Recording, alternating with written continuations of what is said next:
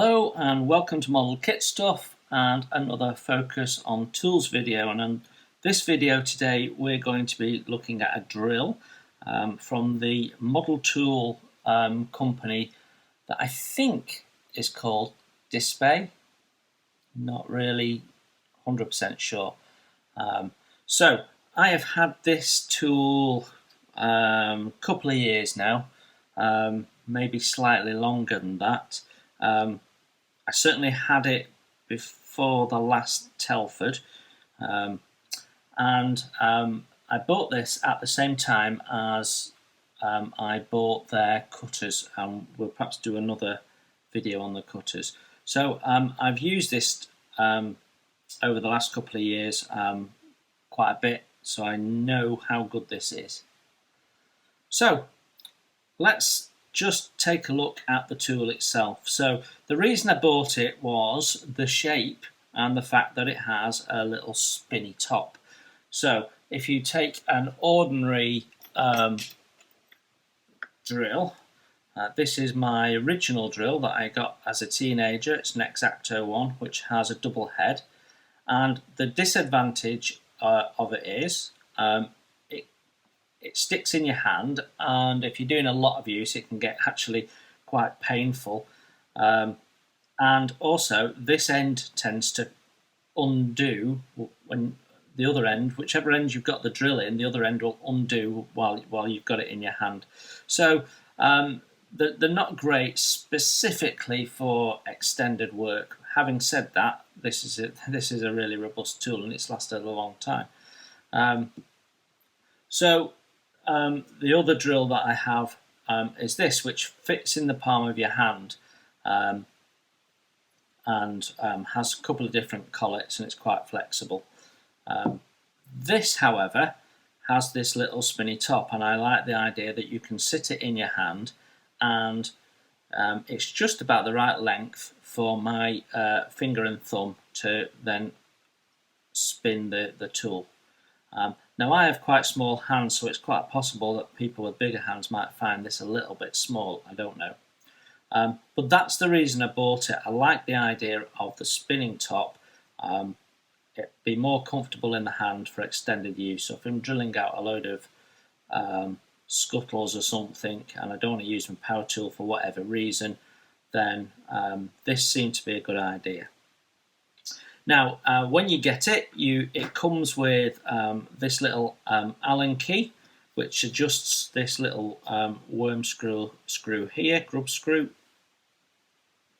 which allows you then to put in their drill bits, which are supplied with the kit, which then slot into place there, and you tighten up the grub screw, and away you go. Now, the first time I used it, the very first time I used it, this happened. It broke. And that's been a feature, as you can see. I've only got 2 drill bits left. It broke because actually the drill bits are quite brittle. And that's been a bit of an issue right from the start. So most of these drill bits have been used a few times and then have broken, and the reason why these larger ones are left is the same reason that you have the larger ones left in your other drill bits, is because they're the ones you use least frequently.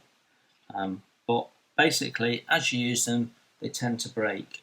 The second thing I dislike about the drill bits is that they're single flute, which means that they've only got one cutting edge, and you can go in, but then you have to reverse back out. So I can't keep spinning in the same direction when I come out, which means it's much more difficult to remove the swarf, the cut material, out with the drill bit.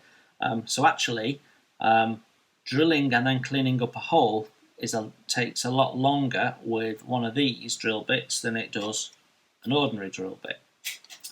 The other drawback with this is that you can only use this type of drill with the wide shank, because if you try using an ordinary drill bit in there, it's off centre because of how the grub screw clamps, and it just doesn't fit, and in many cases the grub screw is not long enough to actually make contact and hold it in place. So you're limited to what drill bits you can use, and I haven't replaced the drill bits for this because I've decided I don't want to use this drill anymore. Another drawback of this drill is that quite often this end bit, whilst I'm screwing and drilling into place, tends to come off. As you can see, it falls off repeatedly. It comes off in your hand, which can almost cause an accident.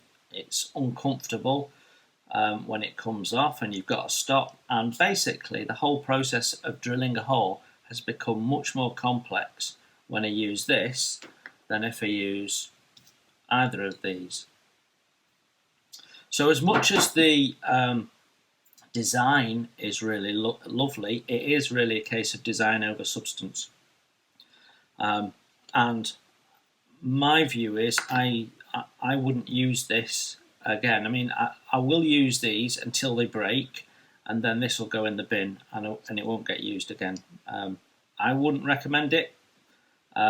It's quite a poor tool. And there you go. My recommendation, if you're looking at a drill, is to buy anything else other than this. To be quite honest, it's junk. There you go. That's my honest view.